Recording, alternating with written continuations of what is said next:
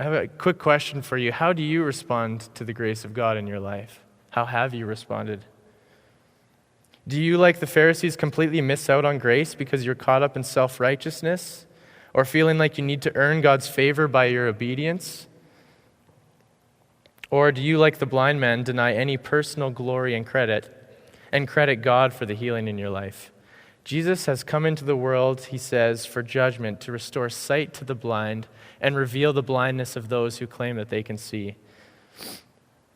Now, I think that there's three people in this story, but we just see a blind man, Pharisees, Jesus, but the three people are these. The first is the blind man while he's still blind, before he's been healed. He was a poor man. He stumbled around all day long, unknowing where he was going. He didn't know what the light of day was, and he was completely lost in darkness. The second person in this story is the man who, after he had been healed, he could now see.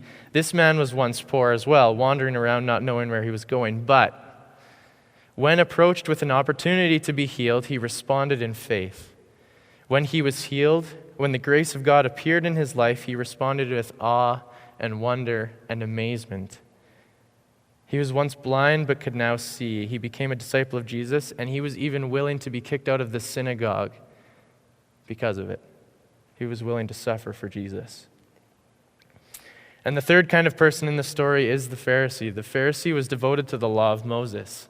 They were committed to a religious life, not straying to the right or to the left. They worked together with their friends in order to obey the law that God had given them. And though they strove to be righteous, they were in fact blind. They too, like the man who was blind before he could see, they stumbled around in the darkness, trying hard to live a righteous life so that God would be pleased with them. They clung to their own light to guide them through life, and because of this, they missed the real light of the world, who is Jesus. When he showed them his glory, when he did a mighty work that was unexplainable apart from God, they completely missed it.